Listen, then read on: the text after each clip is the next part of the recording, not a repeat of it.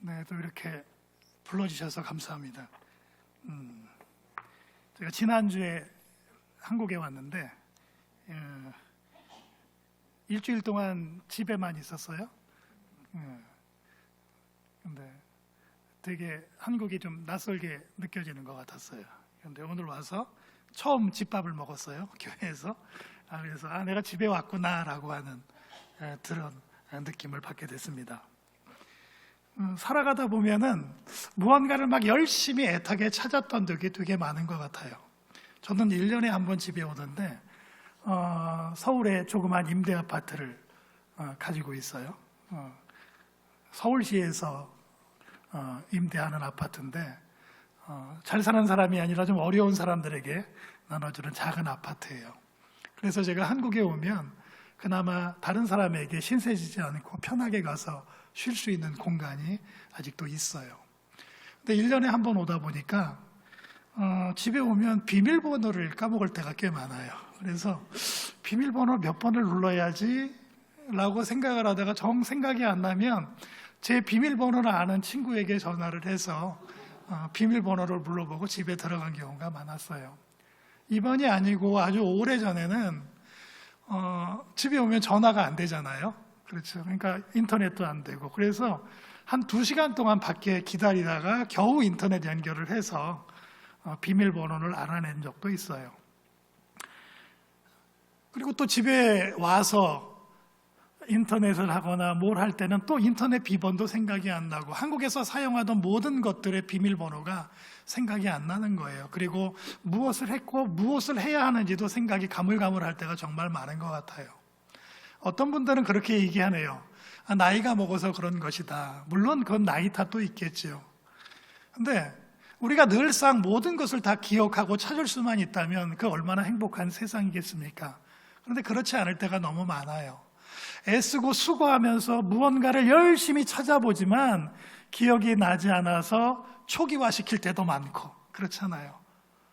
그리고 애쓰고 수고해서 간신히 찾아서 만족감을 느꼈을 정도 우리 삶에 있었던 것 같습니다. 그런데 비밀번호나 아니면 잃어버렸던 물건을 찾는 것보다 세상에서 가장 어려운 것은 사람을 찾는 것이라고 그렇게 생각합니다. 정말 사람 찾는 것은 어려워요. 물론 오늘 얘기하는 것은 어릴 적에 잃어버렸던 아들이나 형제들을 찾는 그런 의미의 것은 아니에요. 우리가 무언가 함께 내게 필요한 사람을 찾는 것, 그것은 정말 어려워요. 내가 조그마한 가게를 운영하고 조그마한 사업장을 운영하는데 그곳에서 함께 일할 사람을 찾는 게 정말 어려운 거예요. 다 내 맘 같지 않죠. 내 생각 같지 않고, 그래도 나와 비슷한 사람, 내 일을 잘할 수 있는 사람, 그래도 책임감 있는 사람, 그래도 양심 있는 사람을 찾는데 그게 정말 어려운 거예요. 곰곰이 생각을 해보면 그렇게 찾기 어려운 게 내가 이전에 내가 그런 사람이 아니었나, 쉬운 사람이 아니었나, 내가 그 사람의 필요에 응답할 수 있는 사람이 아니었기 때문에 내가 지금 누군가를 애타게 찾아도 나에게 그 사람이 오지 않고 보이지 않는 것은 아닌가, 그런 생각이 들 때가 있어요. 그럴 때면 제 삶을 돌이켜 반성하고 회개할 때도 있습니다. 특히 교회에서 일꾼을 찾는다는 것은 정말 어려워요. 그렇잖아요. 요즘 제 선후배 목사님들이 하는 얘기를 가끔 듣습니다. 요즘에는 정말 부교육자 구하기가 어렵다 라고 하는 얘기는 30년 전부터 하던 얘기예요. 저희 할아버지 목사님들도 그런 얘기를 해서 요즘은 이렇게 다 뺀질뺀질해가지고 부교육자 구하기가 이렇게 힘들지? 그렇게 얘기를 해요. 그런데 그 뺀질뺀질하던 목사님이 지금 다 유명한 목사님들이에요. 듣고 보면. 그러니까 그 어른들이 보기에는 그 어른들의 마음에 흡족하지 않았다라고 하는 거예요. 교회에서 교회 일을 할 수 있는 그런 신실한 그리스도인을 찾기가 정말 어려운 시절이 되고 말았습니다. 그래서 교회에서 일을 맡기려고 하면 저는 못합니다. 저는 시간이 없습니다. 저는 돈이 없습니다. 저는 그런 능력이 되지 않습니다. 라고 하면 정말 어려울 때가 많아요. 우리가 일주일에 한 번 모이고 2번 모이고 매주일 새벽에만 모이는 교회를 할지라도 정말 우리는 해야 할 일이 많거든요. 우리는 돈을 버는 곳이 아니잖아요. 우리는 남을 도와주는 곳도 아닙니다.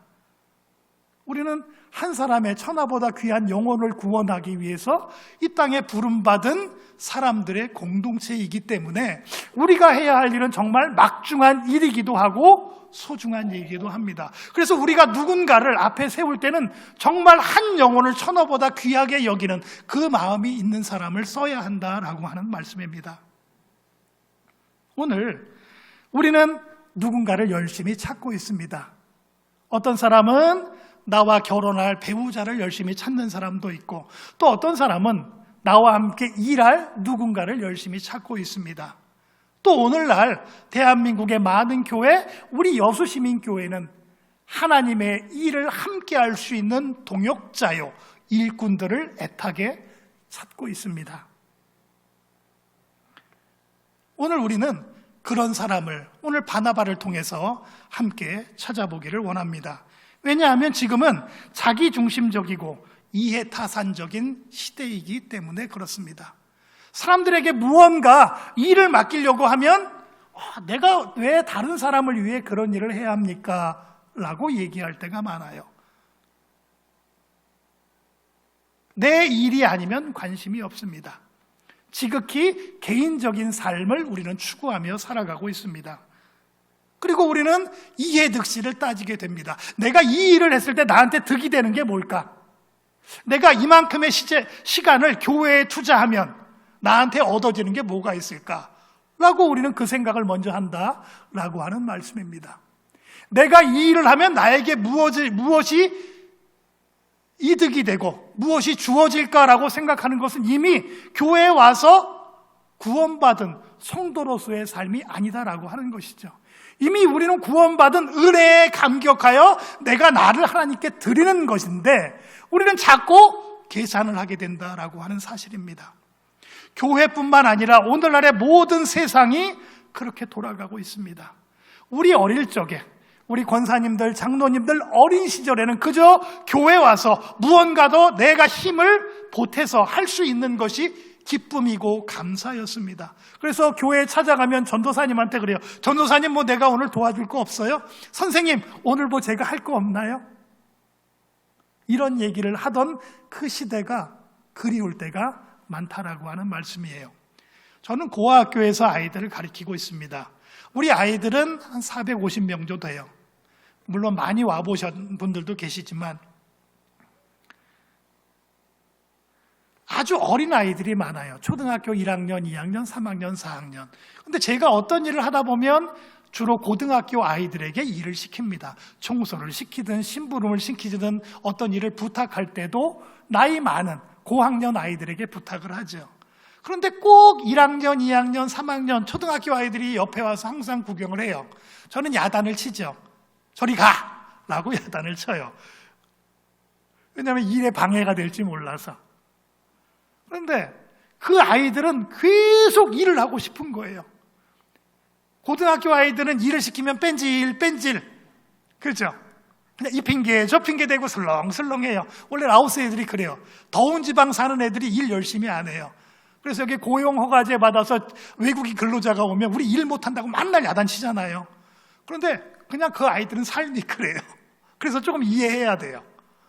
이 아이들도 마찬가지야.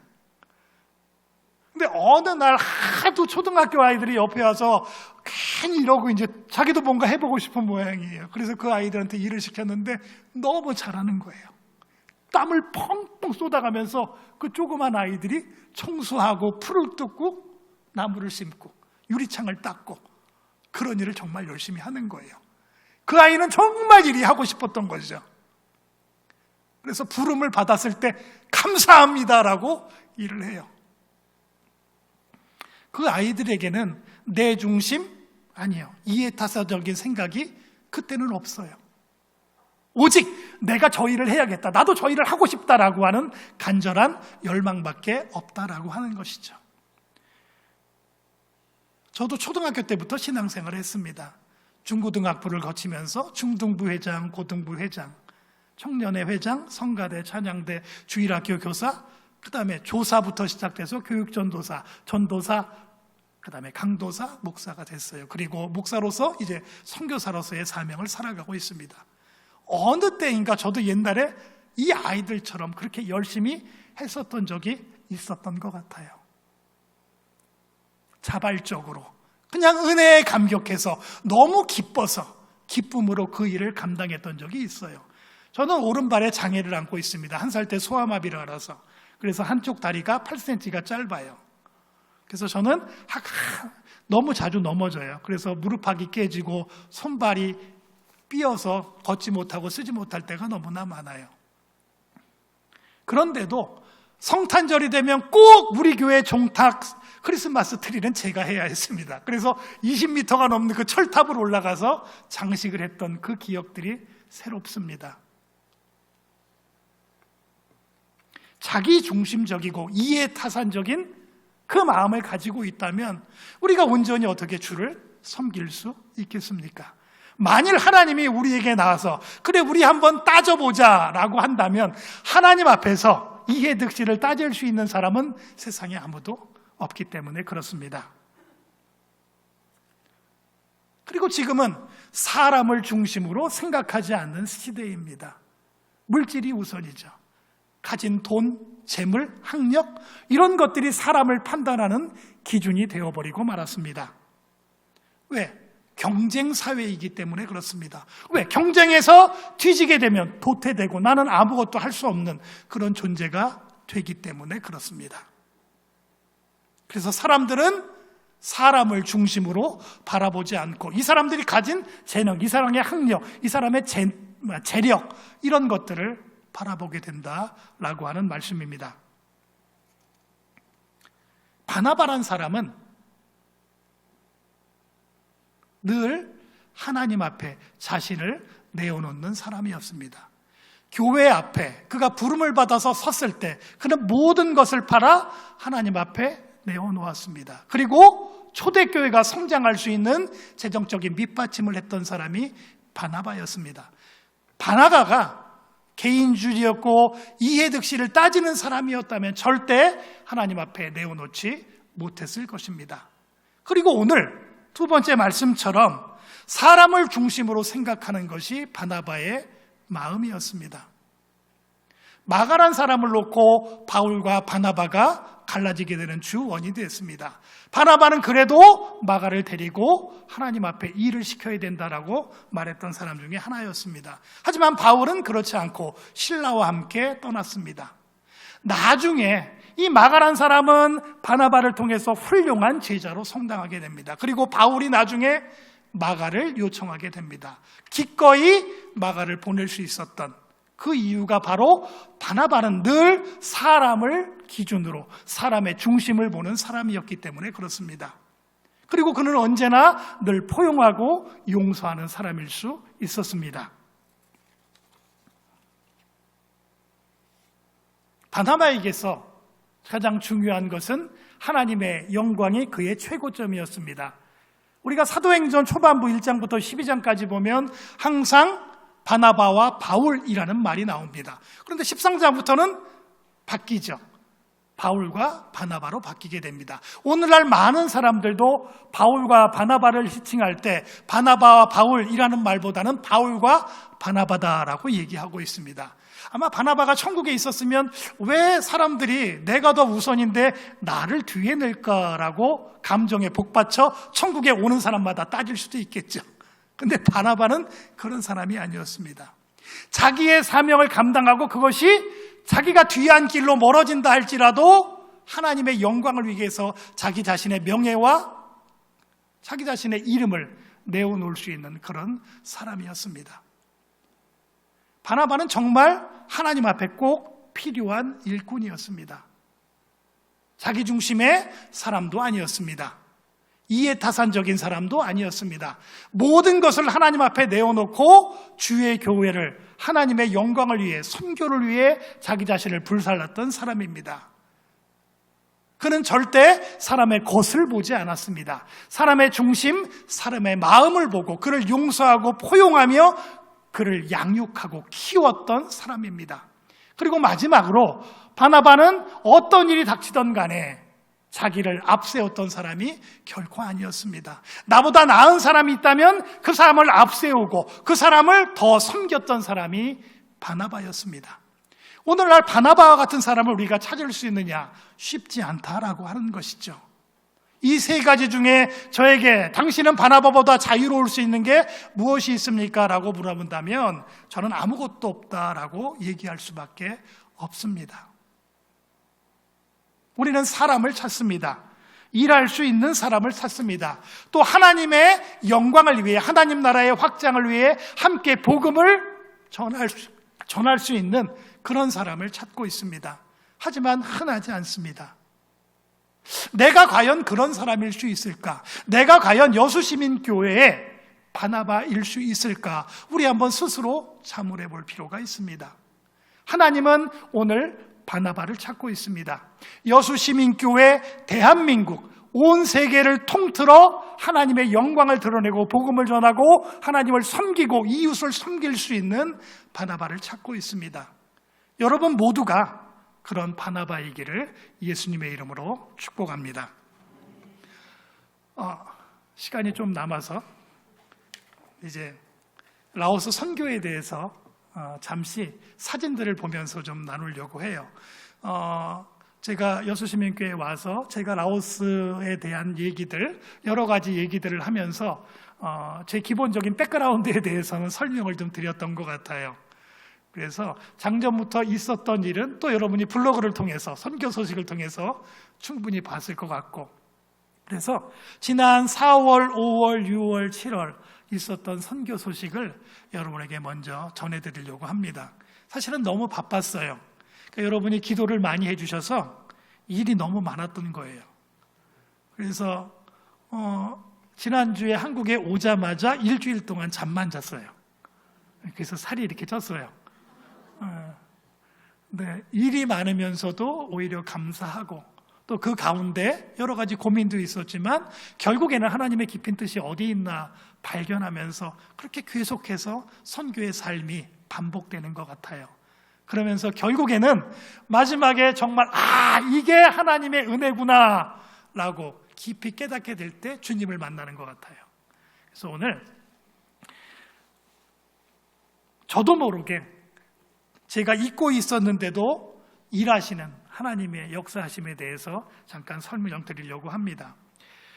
5월부터 7월까지 코로나 팬데믹 이후에 저한테 가장 바빴던 시간인 것 같아요. 큰 일도 많았고, 물론 우리 고아학교 일만 한다면 그렇게 바쁘지 않았는데 제가 재작년부터 시작한 우리 수판도봉대학교 한국어학과 사역 때문에 더 많은 일이 있었고 더 많은 친구들을 만나게 됐습니다. 그러면서도 바쁘지만은 의미 있는 시간이 되었던 것 같습니다. 그리고 제가 기도했던 기도의 제목들이 하나하나 이루어지는 그런 장면들을 보면서 감사가 넘치게 됐어요. 근데 내가 꼭 기도한 대로 이루어지는 건 아니에요. 보니까 하나님 이렇게 해주십시오라고 하는데 하나님은 저렇게 해서 이렇게 이루어지시더라고요. 그러니까 결론은 같아요. 그런데 방법은 하나님의 뜻대로 하신다라고 하는 거예요. 그래서 영적인 센스가 없다라고 한다면, 분별력이 없다라고 하면 이게 도대체 누구의 일일까라고 혼란스러울 때가 있어요. 아니 목사님 뭐 그런 걸 가지고 혼란스러워 하십니까? 은혜롭게 생각하시면 되지. 근데 선교지에서는 그렇지 않아요. 우리가 교회에서 신앙생활하면서 일을 할 때는 이게 하나님의 뜻이구나, 이렇게도 역사하시는구나 라고 즉각적으로 우리가 센스 있게 알아챌 수 있지만, 선교지에서는 이게 사단이 역사하는 건지 하나님의 역사이신지 도통 헷갈릴 때가 너무나 많다라고 하는 것이죠. 그런데 꼭 지나고 보면 하나님이 이렇게도 역사하시는구나 라는 것을 느낄 때가 많아요.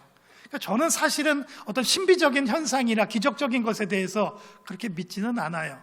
사실은 좀 고려파, 고신이 좀 그렇잖아요. 그런 거 터부시하고, 저도 터부시해요. 근데 그 역사를 부인하는 건 아니에요. 천지를 창조하신 하나님이 병자 치료하시고 사람 낫게 하시는 건 그거는 정말 쉬운 일이죠. 근데 왜 그렇게 하시느냐라고 질문을 한다면 우리는 좀 고민을 빌 필요가 있다라고 하는 것이죠. 어쨌든 저는 이런 신비적인 역사하심 가운데 하나님의 깊은 은혜의 자리에 들어갔던 적이 많이 있습니다. 혹시나 오해하지 마세요. 제가 믿음이 좋아서 그랬던 게 아니에요. 선교지이기 때문에, 아무것도 없는 상황이기 때문에 하나님은 그 방법을 쓰실 수밖에 없다라고 하는 것이죠. 지난 6월 1일 우리 라오스는 어린이날이에요. 6월 1일이. 그래서 우리 고아학교 우리 센터에서 학생들과 파티를 했던 장면이에요. 그래서 늘 그렇지만 아이들에게 케이크와 맛있는 음식을 다 준비해서 놔다 줄 때면 되게 행복해요. 사실은 제가 좀 손이 큰 편이에요. 저희 어머니, 돌아가신 어머니가 손이 좀 크셨거든요. 그래가지고 저는 무조건 남아서 싸가도록 해야 그게 음식을 준비하는 것이다 라고 지금도 생각하고 있어요. 그래서 우리 아이들이 꼭 먹고 나면 싸가요. 남을 만큼 풍족하게 파티를 했어요. 우리 지금 한국어 반, 영어 반, 2개 반 학생들이 파티를 하고 있고요. 라오스는 6월 1일이 어린이날이기도 하면서 나무 심는 날이에요. 참 이상한 것 같아요. 그래서 이게 지혜로운 것이구나 라는 생각이 들어요. 왜냐하면 6월 1일이면 라오스의 우기게 자세에서 5월 달부터 비가 오거든요. 그리고 6월 1일 어린이날은 공휴일이에요. 그러니까 따로 식목일이라고 하는 말을 두지 않고 어린이날은 우리가 어린이를 케어하듯이, 어린이를 돌보듯이 나무를 심자. 그리고 산에다가 나무를 심는 것 같아요. 우리도 예전에 그런 노래 많이 불러. 산에다 나무를 심자, 뭐 이렇게 나무 심으러 가면서 초등학교 때 그랬던 것 같아요. 요즘은 어떤지 모르겠지만 우리는 그때 어린이날 식목일이 되면 꼭 나무를 심어야 돼요. 학교에 화단이라도 가꿔야 돼요. 그거 안 하면 큰일 나거든요. 라오스도 마찬가지예요. 대학생들은 학교 주변에 풀을 베고 나무를 심고, 우리 고아학교 아이들도 풀을 다 베고 그곳에 나무를 심고 꽃을 심어요. 그 다음 날은 이게 우리 아이들 간식을 다 나눠줬어요. 두유랑 그 다음에 아이들 좋아하는 과자.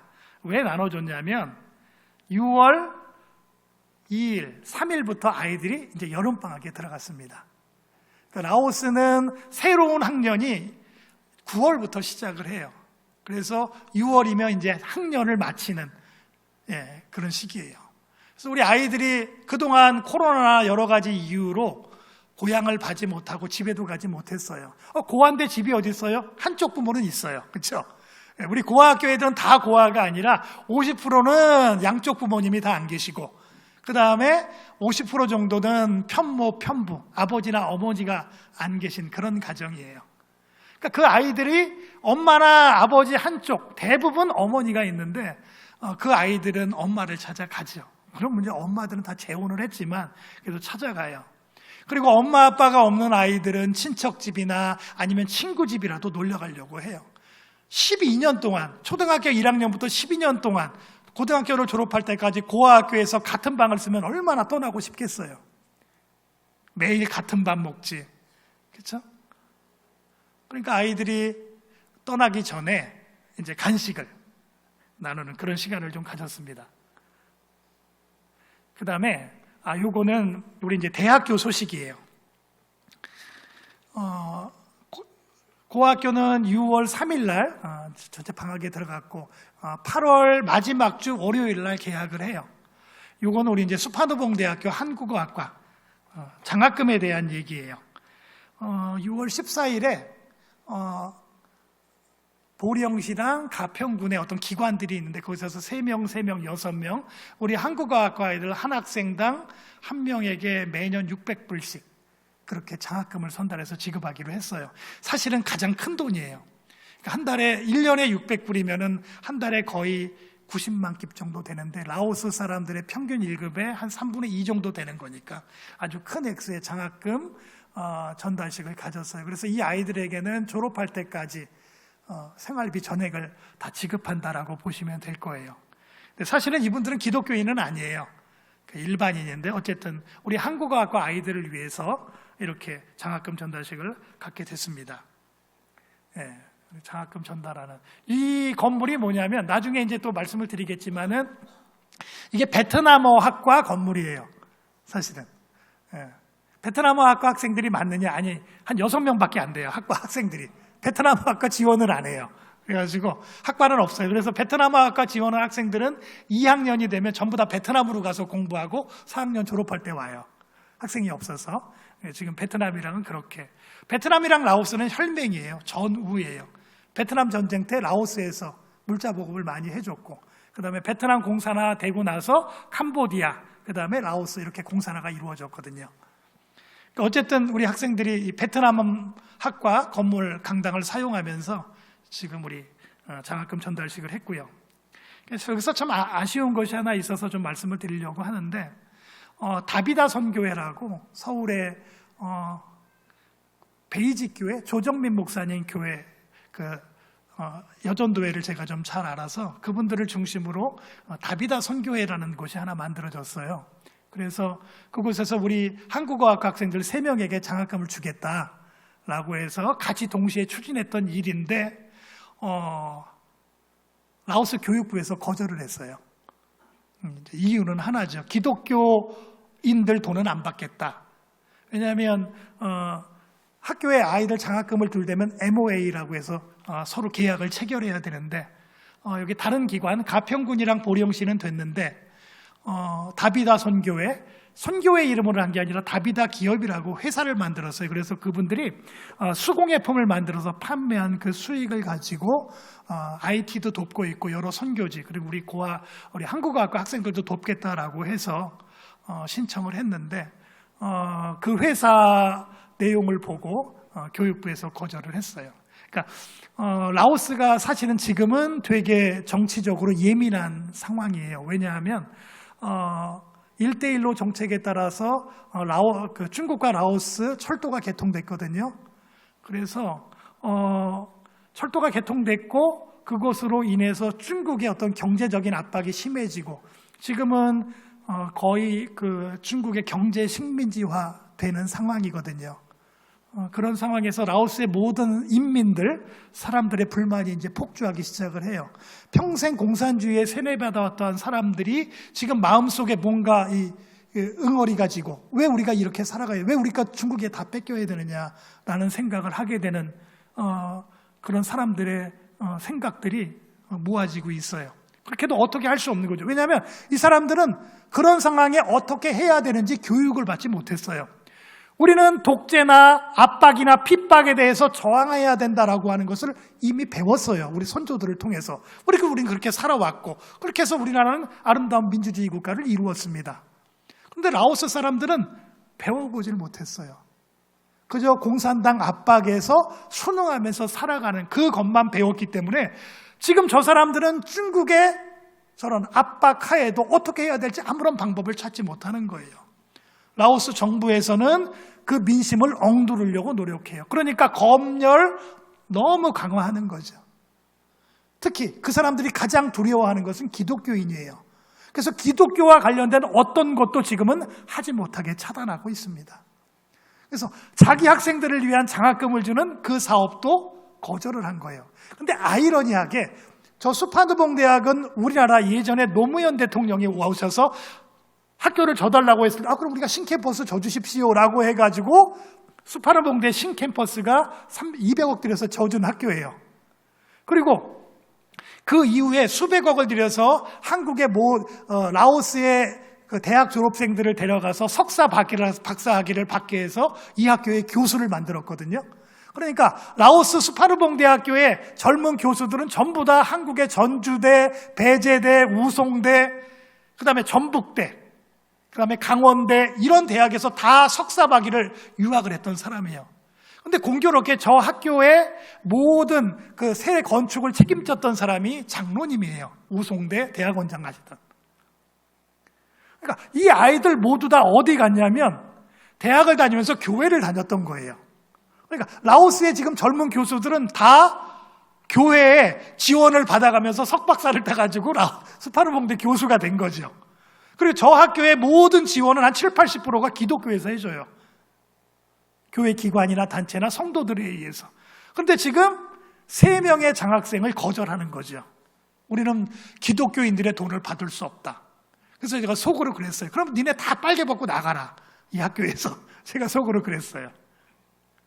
그런 상황이죠. 그러니까 라오스는 지금 정치적으로도 되게 위기에 처해 있고 그 다음에 민중 봉기가 일어나야 되는데 한국 같으면 수십 번은 일어났을 거예요. 근데 라오스는 그걸 할 줄을 모른다는 거죠. 그러니까 배우지 못한 민족, 지혜가 없는 민족의 말로가 저렇다는 게 라오스를 보면 극명하게 나타나요. 그러니까 돈이 없어 망하는 게 아니에요. 그렇잖아요.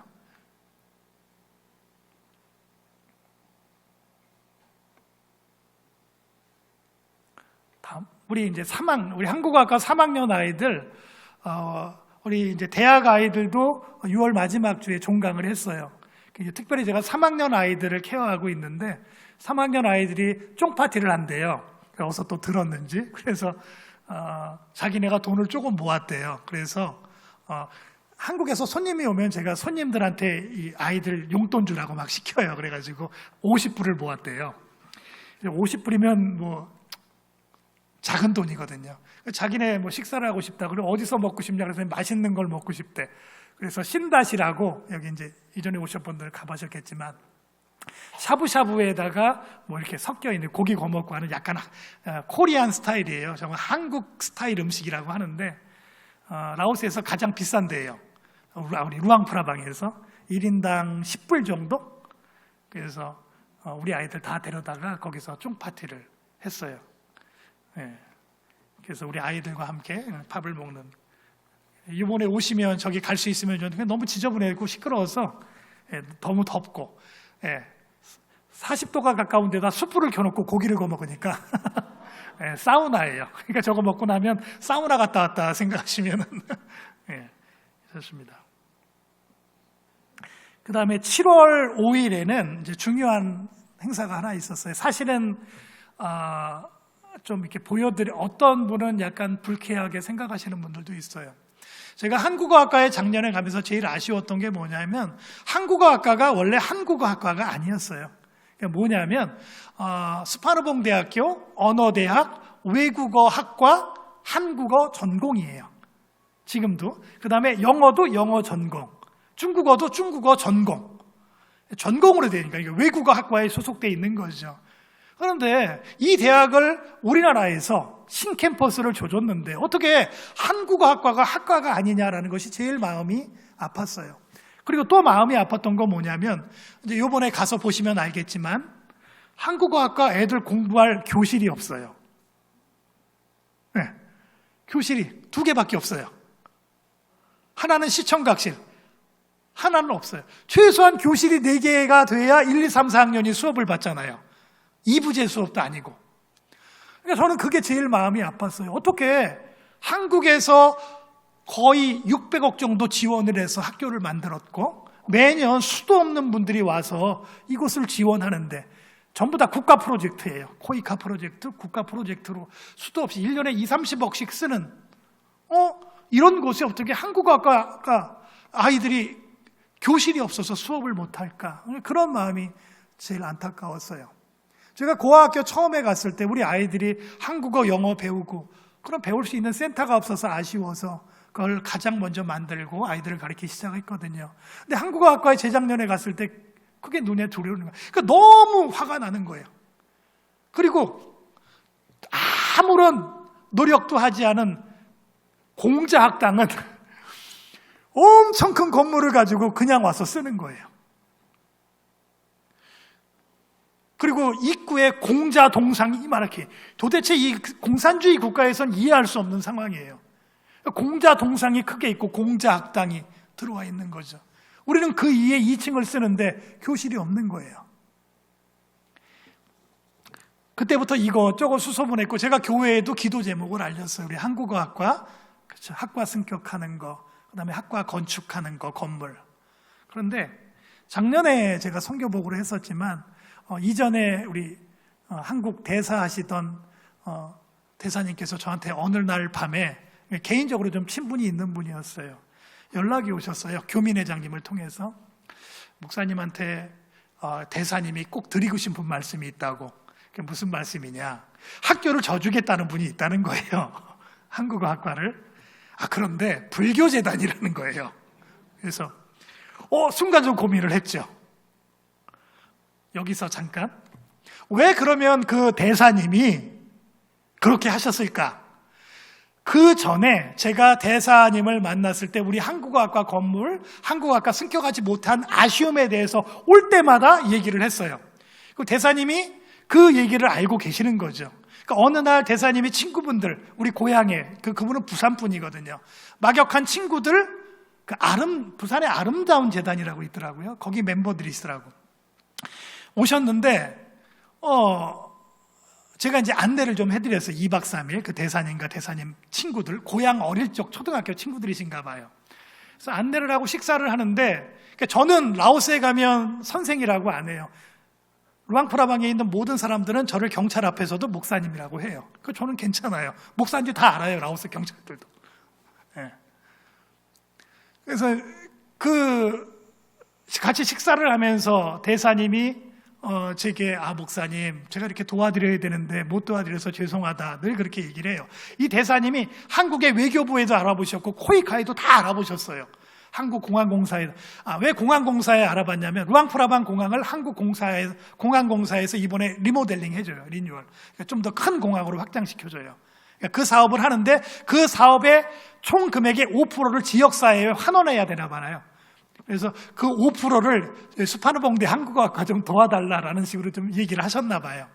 어쨌든 이제 그 대사님은 이제 임기 마치시고 작년에 가셨는데, 그 대사님이 친구분이랑 같이 오서 그런 아쉬움을 토로하다가 그 옆에 계신 분들이 그 얘기를 듣고 무슨 일이야? 라고 얘기하시기 시작하셨어요. 그러더니 한국어학과에 대해서 얘기하니까 그러시냐고. 사실은 그 세 분이 그분들이 맥주를 하고 계셨거든요. 장로님이. 세 분이. 한 분은 소주를 하시고, 그러다가 갑자기 목사님, 저희들도 장로입니다. 이러시는 거예요. 이제 다른 분들은 이제 다 드신 게 아니라 네 분이 오셨는데, 세 분 장로님의 한 분은 맥주를 드시고 한 분은 그냥 소주를 너무 잘 드시는 장로님이 계셨어요. 예. 그 장로님이 이 대사님이랑 정말 친하고 혈압이 높으신 분이야. 근데 이 혈압이 높으신 분이 비행기를 타고 오신다니까 가서 드시던 혈압약을 드시지 말라 그랬대요. 그래가지고 이분이 오셔가지고 쓰러지셨어요. 그때 제가 마침 BNTN에 갔다 올 때인데 이분이 쓰러지셔가지고 우리 라오 비전교회 우리 백도현 목사님이 한의사였거든요. 그 한의원으로 오신 거예요. 그래서 얼른 일반 병원으로 가서 약 처방을 받으십시오라고 며칠 있다 그분이 다시 오셔서 만났는데 자기가 이제 혈압이 좋아졌다는 거예요. 너무 좋아하시는 거야, 장로님이. 근데 이 장로님이 정말 돈이 많은 분이에요. 그래가지고 학교를 가보시더니 이분이 감동을 받으셨어요. 그래가지고 목사님 걱정하지 마시라고, 그거 돈 몇 푼 안 되는 거 제가 도와드리겠습니다 라고 가셨어요. 저는 너무 좋았죠. 하나님이 결국 이 소주 마시는 장로님을 통해서 이렇게 또 역사하셨구나. 소주 제가 그렇잖아요. 이홉들이 소주라도 받아들여야겠다 이 마음으로, 기쁜 마음으로 이제 그 장로님이 가셨어. 근데 연락이 없는 거예요. 장로님이 가시고 나서. 아니 그렇게 철석같이 약속하신 분이니까 제가 카톡을 또 보냈어요. 답이 없으셔. 그냥 마음이 바뀌셨나 보구나. 그냥 술김에 하셨나 보구나. 성령에 취해서 하셔야 되는데 소주에 취해서 말씀하셨나 보다 이렇게 생각이 드시는. 어쨌든 미워하진 않죠. 그렇다고 해서 다 고마운 분들이니까. 그리고 나서 한 2달 뒤인가 제가 대사님을 만났어요. 우연히. 대사님이 그런 얘기를 하시는 거야. 목사님, 제 친구 죽었습니다. 그러더라고요. 그분이 한국에 혈압이 좋았던 게 아니에요. 그 순간 좋았던 거예요. 돌아가시자마자 바로 쓰러졌어요. 이틀 뒤에. 그리고 병원에 가서 바로 돌아가셨어요. 그래서 제가 카톡을 보내도 연락이 안 됐던 거지. 그리고 이 대사님은 너무 상처를 입으셨어요. 이분이 특임 대사거든요. 그래서 원래 라오스에서 병원장을 하시던 약사셨는데 마지막에 코로나나 이런 것 때문에 대사 임명이 어려워서 특임 대사로, 외교관은 아니지만 그 지역에 현재 거주하는 인정받는 사람이 임명된 그 특임 대사로 임명되셨어요. 이분이 문재인 대통령이랑 초등학교 동창이시래요. 친구 같은 반. 그래가지고 가까우세요. 그래서 오해도 좀 많이 받으셨지. 근데 전혀 정치적으로 그러신 건 없으신 분이에요. 이분이 이제 그런 얘기를 하시면서 목사님 미안했다고, 제 친구가 약속을 했는데 그 친구가 가자마자 이틀 만에 죽었고 이분은 나 만나러 와서 죽었다라고 생각하신 거예요. 대사님은. 너무 마음이 아팠던 거죠. 그러니까 이 대사님은 저한테 그 빚진 마음이 있으셨던 거예요. 그래가지고 여기저기 소소문 하다가 아무도 연락이 없는 거야. 그런데 마침 불교재단에서 연락이 와가지고 조심스럽게 저한테 부탁을 한 거죠. 그래서 제가 좀 고민을 했어요. 어떻게 해야 되나. 물론 이제 교회를 짓는 건 아니지만, 그래서 선교지에 나가 있는 아주 오래된 선교사님한테 제가 전화해서 물어봤어요. 이런 경우에 어떻게 되냐. 저 우즈벡에서 아주 크게 사역하시는 선배님한테 그랬더니, 야, 와서 우리 선교센터 좀 대신 져달라고 해라. 내가 감사장 준다고. 그게 괜찮다. 무슨 교회를 짓는 것도 아니고, 교회를 짓는다고 해도 교민할 일이지만 대학교 학과 건물을 져준다고 했는데 그냥 좋은 마음으로 받아들여라, 이런 말씀을 하시더라고요. 사실은 제가 여러 교회, 그 다음에 여러 대학에 많이 노크를 했었어요. 소개도 해주시고, 우리 시민교회 장로님도 소개를 해주셨어, 고신대랑. 그런데 그쪽에는 사실 별로 관심이 없고, 한국 교회들도 학원과 병원을 짓는 것엔 관심이 없어요. 우리는 늘 초대교회, 우리 대한민국 초기에 선교사들이 와서 병원을 짓고 학교를 짓고 우리를 교육을 시켜서 우리 대한민국 교회가 이렇게 성장했다라고 얘기를 해요. 그런데 지금은 선교지에 학교를 짓고 학교를 짓고 그다음에 병원을 짓는 것에 대해서는 관심이 없어요. 그래서 포기하나 싶었는데, 하나님이 이렇게도 역사하시는구나 라는 생각을 했어요. 듣기에 불편하신 분도 있겠죠. 어떻게 목사님 불교재단이랑 합니까? 근데 나중에 제가 또 깊은 하나님의 뜻을 알게 됐어요. 장학금 거절할 때, 만약에 우리가 7월 5일 날 MOU를 체결했어요. 그런데 이건 아주 큰 프로젝트거든요. 학교에 교수도 파견할 수 있고 여러 가지 할 수 있는 거예요. 근데 물론 그 주도권은 다 저한테 위임을 하셨기 때문에 전혀 상관은 없지만, 그때 만약에 이게 불교 기관이 아니라 교회나 기독교 기관이었다라고 하면 분명히 거절했을 거예요. 왜냐하면 더 큰 프로젝트니까, 더 많은 교류를 하게 되니까요. 그래서 하나님이 결국 이렇게 쓰시는 이유는 이러한 일이 라오스에서 벌어질 줄 알고 이렇게 역사하신 거구나 라고 저는 나름대로 깨닫게 됐습니다. 그래, 이게 하나님의 은혜구나. 나귀를 들어서 사용하시는 하나님, 그 하나님께서 어느 누구를 들어서 사용하지 못하시겠어요? 어차피 다 구원받아야 할 백성이기 때문에 그렇습니다. 저분들은 저를 만나면 그래요. 저 재단에서 일하는 20몇 분의, 거기는 신도라고 하니까 신도들이 와서 저한테 항상 이렇게 교회에서 열심히 일하시는 분들은 처음 봤대. 우리 불교가 좀 이런 거는 배워야 된대요. 그렇게 얘기를 하세요. 불교는 사실 그렇게 안 하거든요. 그러니까 기독교 선교사님들이 이렇게 열심히 많이 일하는 경우는 자기는 못 봤다는 거예요. 그러니까 그분들은 관심이 없었던 거죠. 그러니까 실제로 와서 본 거예요. 그러니까 제가 잘했다는 얘기가 아니라, 이런데 교회 기독교 선교사들이 와서 그냥 예수 믿으세요 이 말만 하는 게 아니라 아이들을 가르치고 섬기고 교육하고 이렇게 하는구나 라는 것을 그분이 알게 돼요. 부산에서 크게 아주 큰 신발 공장을 하는 저기 신도의 회장님, 여자 신도님이 계세요. 그분이 저한테 가기 전에 그러는 거예요. 우리 목사님은 전생에 부처님이셨나 보냐고. 그래서 이걸 어떻게 받아들여야 되나. 이번에 또 오셨어요. 그랬더니 또 그러고 가셨어. 꼭 한국 오시면 연락하래요. 우리 절에 오셔서 식사하시고 가시네. 연락은 안 했어요. 그래서 가야 되는데 너무 잘해주시는 거야, 너무. 예. 어쨌든 MOU 체결을 했고요. 그날 우리 문화행사도 했고, 그 다음에 저기 가운데 그게 이사장님이시고, 오른쪽이 수파르몽교회 신임 총장, 왼쪽이 대사님이세요. 그래서 저렇게 우리가 MOU 체결을 했고, 우리 이제 문화 공연을 했어요. 한국어학과가 생긴 이후에 가장 큰 행사고 가장 큰 문화 공연이었어요. 예, 우리 아이들이 댄스도 하고 노래도 하고 K-팝 춤도 추고 여러 가지 것들을 많이 했습니다. 그리고 이렇게 이제 정식으로 한국어학과, 저 2층에 조그만 공간만을 저희가 써요. 그런데 이제 한국어학과라는 공식 명칭으로 이제 요번에 8월 달부터 신입생을 모집을 하고, 원래 소급 적용해서 올해 8월에 졸업하는 졸업생부터 한국어학과 졸업생으로 해달라고 했는데 그건 안 된대요. 그래서 3학년 내년 8월부터 졸업하는 학생들은 이제 공식적으로 한국어학과 졸업생이 되는 거죠. 네. 어쨌든 누가 만들었던 우리에게 복음을 전할 수 있는 공간이 생겼고 저기서 아이들을 가르치는 건 저거든요. 그리고 또 한 분의 목사님이 계시고 저기서 가르치는 분은 다 선교사예요. 건물은 불교재단에서 져주고.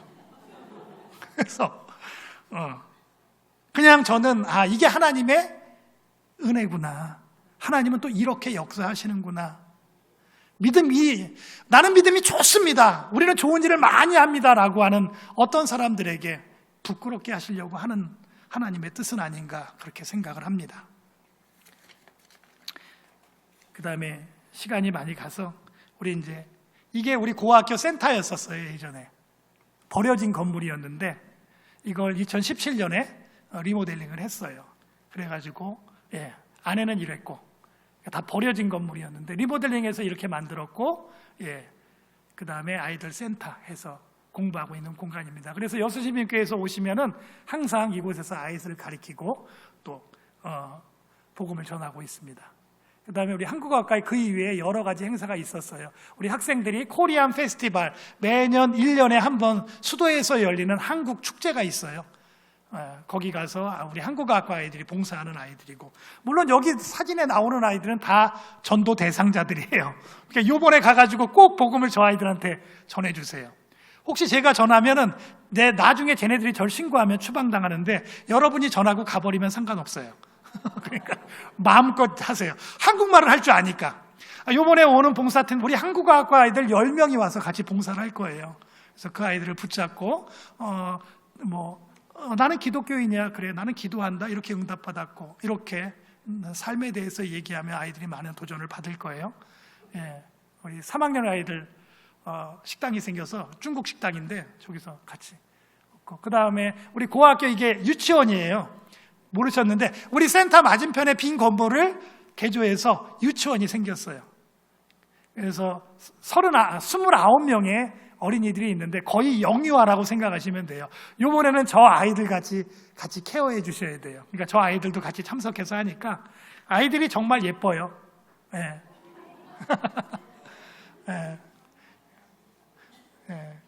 오면은 정말 예쁘니까 저 아이들을 위한 프로그램도 따로 준비해 주신다고 하니까 그렇게 하시면 고맙겠어요. 이 아이들도 먹고 자요. 보모가 6명 있고 고학교 부설 유치원이에요. 그리고 우리 루앙프라방 고학교는 국립이에요. 그러니까 라오스의 유일한 국립 고학교가 우리 루앙프라방 고학교 하나밖에 없어요. 그 다음에 수파르봉 대학도 국립이에요. 라오스에 4개밖에 없는 5개 국립대학 중에 2번째로 큰 대학이에요. 아이들이 이제 우리 간식이랑 이렇게 주고 이게 양호실이에요.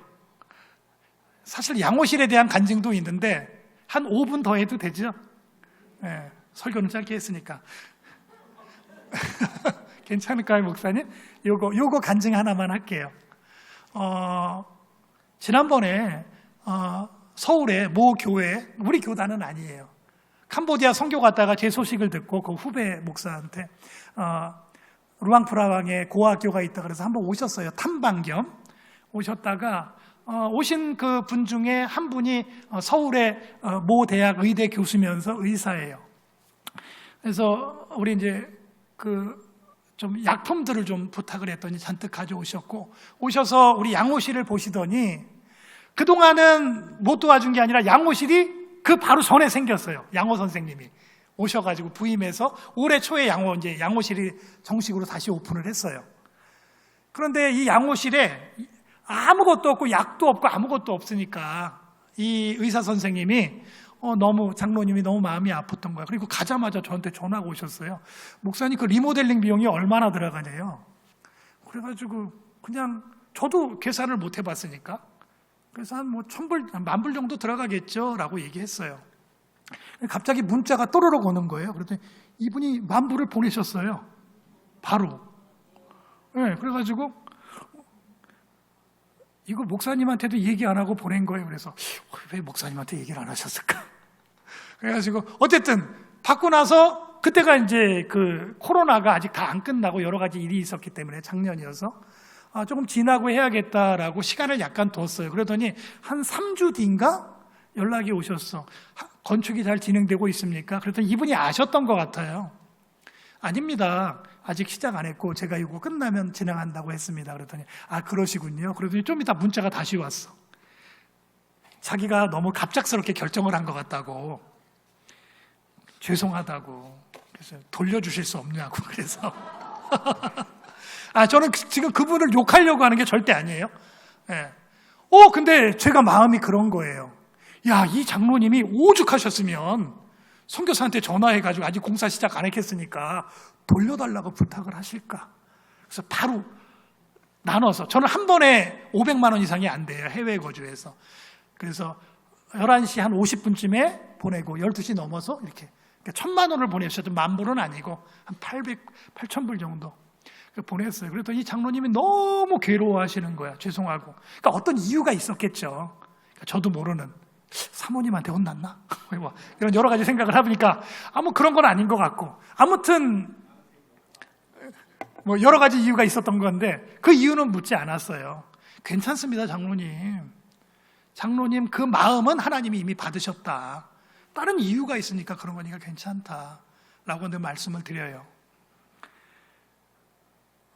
와서 그분이 또 한국에 왔는데 또 우연히 또 카톡이 왔어요. 저는 아무 데도 연락을 안 했거든요, 이번에 온 거에 대해서. 그래서 이번에 오게 됐습니다. 그랬더니 자기가 너무 죄송해서 목사님이랑 같이 한번 식사 대접을 해야겠다고, 그 고대 근처예요. 그래가지고 거기서 가서 이제 뭐 식사를 하기로 했는데 계속 죄송하다, 너무 죄송하다, 자기 때문에, 이런 말씀을 하시는 거예요. 사실 그런 경우도 많아요. 근데 그분의 마음이 잘못된 게 아니거든요. 그렇잖아요. 그것도 다 하나님의 뜻이 있다라고 저는 생각을 해요. 그분은 그것 때문에 너무 빚진 마음이에요. 고아학교에, 라오스 땅에, 선교에 너무 빚진 마음을 가지고 계세요. 근데 그분이 하실 수 있는 너무 많거든요. 예. 여러 가지 많은 일들이 고아학교에서 수도 없이 이루어지고 있거든요. 그런데 그런 일이 일어날 때마다 예전 같으면 어떻게 그럴 수 있을까라고 생각을 하지만 지금은 그러지 않아요. 지나고 보면 하나님이 다른 방법으로, 내가 생각하지 않았던 방법으로 역사하시기 때문에 그렇습니다. 여러분들이 정말 하나님을 믿고 또 주의 복음을 위해서, 하나님의 영광을 위해서 살아가는 분이라면 오늘 이곳에 나오는 모든 분들처럼 하나님이 찾는 바나바 같은 사람이 된다면 하나님이 기뻐하시지 않을까, 그렇게 생각을 합니다. 그 일에 끝까지 가서 내가 모든 것을 다 마무리하는, 그렇게 해야 내 일이 완성이 되는 것은 아니에요. 아까 저 장로님이 씨앗을 뿌리셨던 것처럼 또 다른 분에게 다른 기회가 열리듯이 내가 할 수 있는 범위 내에서 최선을 다한다면 그것을 통해 하나님은 많은 영혼을 구원하는 구원의 은혜를 우리에게 베풀어 주실 것이라 믿습니다.